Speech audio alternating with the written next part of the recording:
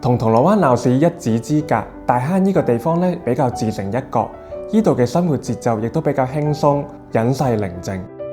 今次呢個單位正係位於大坑嘅旭康台，實用面積大約1000尺左右，間隔係3房2廳。屋主本身就係住喺屋苑嘅另一個單位，買入呢個單位主要嘅原因咧就係想招呼朋友，同埋打造一個理想嘅生活空間。而原本嘅單位咧就留俾佢作為私人嘅休息區域。全屋嘅空間改動唔多，而我哋咧就將客廳原有嘅間隔牆身拆咗，向睡房嘅方向推移，加深咗客飯廳嘅深度，令到空間更加寬敞，切合翻屋主想招呼朋友嘅要求。客廳嘅原則係 L 型嘅格局。而我哋設計咗一個大型嘅儲物櫃，喺呢度我哋有一個隱藏門，推開咗之後係額外嘅雜物房，而儲物櫃本身亦都可以掩蓋客廳格局唔夠方正嘅問題。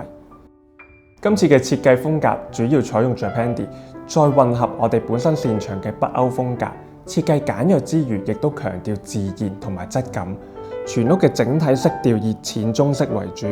再配合胡桃木色嘅訂製入牆家私，製造同色系上嘅層次，同時間呢一種暖色亦都營造咗一種自然和諧嘅平靜感。喺呢個色調基礎之上，我哋喺唔同空間都透過一啲細節增加質感同埋變化。客廳嘅櫃牆用咗仿動石紋嘅建材，帶有紋理嘅建材喺日式嘅 Japandi 風格裏邊亦都係特色之一。而全屋運用多種自然嘅材質，亦都帶嚟咗唔同嘅觸感同埋視覺效果，提升咗空間嘅質感。卡其色嘅皮梳化、胡桃木色嘅餐台、餐椅、吊燈，為客廳增添咗沉穩成熟嘅感覺。雖然客飯廳兩個空間相連，但係客廳位置做咗假天花嚟收藏投影幕同埋天花路軌燈，而飯廳冇做到假天花，只係做咗弧形嘅燈槽，咁樣令到兩個空間嘅天花高度不一，巧妙咁樣區分咗客飯廳。而飯廳嘅天花弧形燈槽其實暗藏咗我哋嘅小心思。飯廳係入門口第一眼見到嘅位置，我哋想俾人感覺更加有空間感，所以喺做飯廳天花弧形燈槽嘅時候，就利用埋客飯廳交界嘅位置，做大咗弧形嘅燈槽，喺視覺上擴大咗飯廳嘅空間。而飯廳連接走廊嘅轉角位，我哋做咗弧形牆身，視覺上令到兩個空間嘅連接變得更加流暢，同時為格局方正嘅客飯廳增添變化，帶出柔和嘅感覺。洗手間同埋廚房處理細節嘅手法亦都係一樣。洗手間嘅牆身用咗淺灰泥水紋嘅牆磚，顏色簡單得嚟有細節。兩個空間嘅儲物櫃、地櫃都用咗同樣顏色嘅淺木色膠板，貫徹全屋嘅設計主題。因為廚房嘅空間本身就比較細長，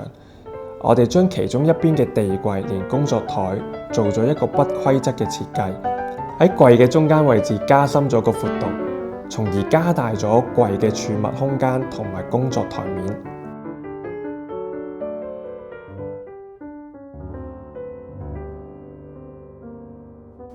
我哋亦都留意到近年嘅家居設計，亦都越嚟越傾向喺軟裝上邊花心思，去融入個人嘅風格，打造生活嘅儀式感。而呢一個亦都係今次嘅設計重點之一。所謂嘅軟裝係一啲可以隨便更換或者移動嘅家私同埋裝飾品，配襯得好嘅軟裝可以創造出有美感嘅空間，提升居住者嘅生活質感，增強空間嘅功能性同埋舒適度。為屋主打造嘅閱讀房延續咗木色做主調嘅設計，不過重點就放咗喺搭配顏色明亮嘅家私同埋裝飾品。一推開門就會見到一張粉紅色嘅梳化，搭配綠色嘅坐地燈，